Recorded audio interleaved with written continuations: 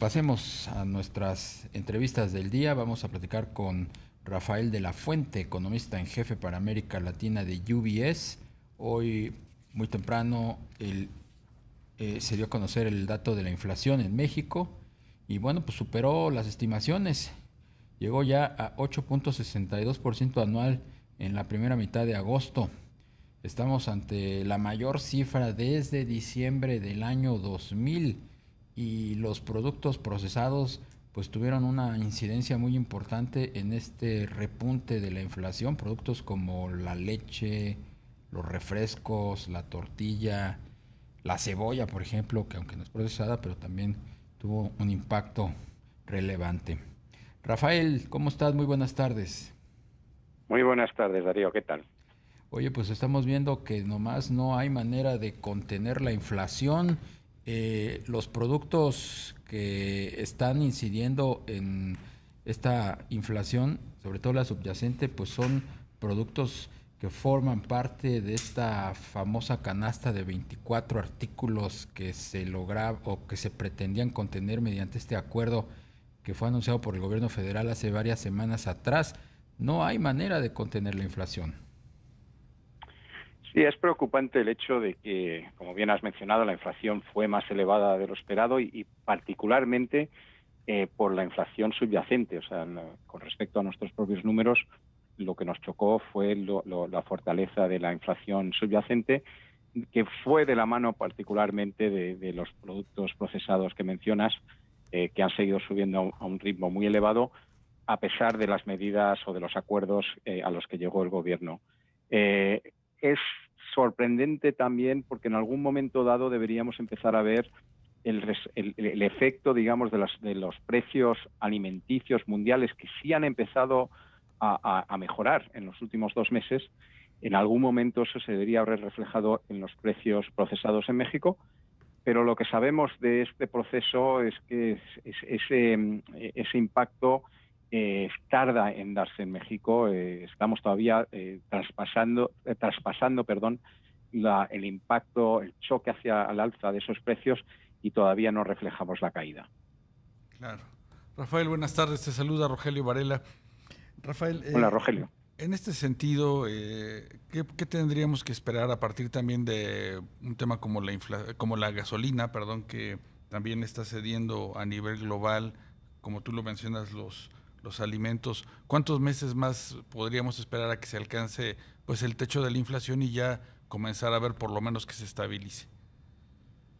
Pues el tema de la gasolina es interesante, ¿no? Porque ya hemos visto, por ejemplo, como la inflación en Estados Unidos parece haber tocado su techo y ha empezado a caer, y en parte empieza a caer precisamente porque la gasolina en Estados Unidos, y yo estoy aquí actualmente, pues ha caído fuertemente, ¿no? En el caso de México, como ha habido un fuerte subsidio a la gasolina, pues a la baja lo vamos a ver en menor medida, ¿no? ¿Por qué? Porque lo primero que hace el gobierno es reducir el subsidio implícito y eso disminuye, digamos, el impacto a la baja que puede tener sobre la inflación. El tema alimenticio, como digo, pues yo diría que de aquí a 2 o 3 meses deberíamos empezar a ver una mejora en esos números, pero es difícil decir y, por ejemplo, pues vemos que puede haber otro tipo de fenómeno, por ejemplo, el hecho de que el precio de comestibles en Estados Unidos sigue subiendo y el hecho de que los dos mercados están integrados hasta cierto punto, pues hace que eso pueda llevar a una mayor inflación en procesados de lo que los precios internacionales de, digamos, granos y otros bienes alimenticios podrían sugerir, ¿no?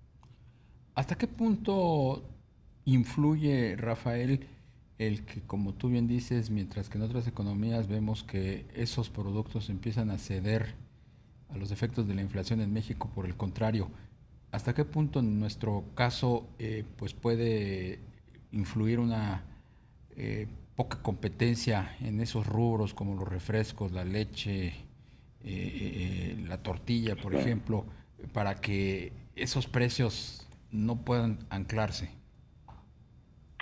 No, yo creo que es un buen punto y también el hecho de que y es como bien mencionas, o sea, hay jugadores muy grandes en ese segmento con poder de generar o de imponer precios.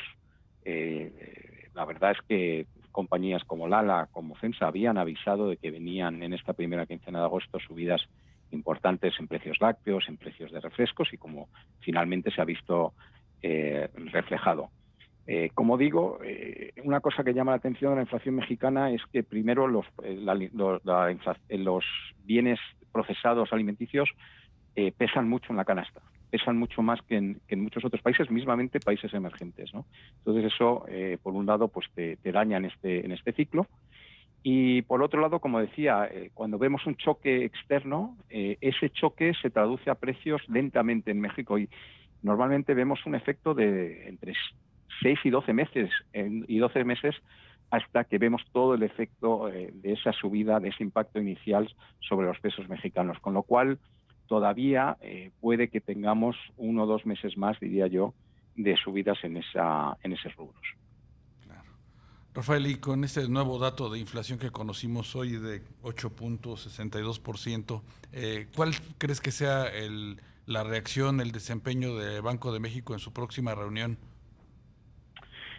Bueno, es una pregunta clave, y mañana tendremos las minutas de Banco de México que nos darán una idea de lo que discutieron en agosto, el 11 de agosto, cuando subieron la tasa a 75 puntos básicos. Yo creo que en esa ocasión, de una manera correcta e inteligente, el Banco Central, el Banco de México, se dejó espacio a la hora de las próximas decisiones políticas monetarias.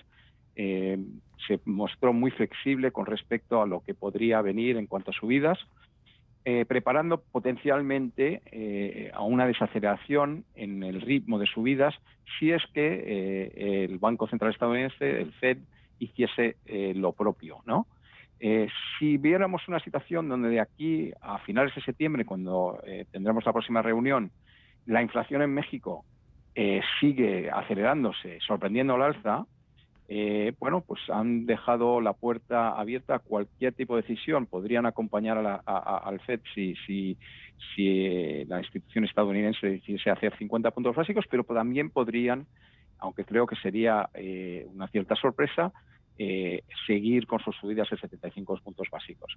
Pero creo que dejaron un lenguaje bastante abierto. Mi apuesta ahora mismo sería que acompañaran al FED en lo que Estados Unidos decida, pero existe ese riesgo de que si la inflación sigue sorprendiendo mucho al alza y en Estados Unidos es lo contrario, y se decide desacelerar en Estados Unidos, que Banxico se vea forzado a seguir subiendo a una tasa mayor.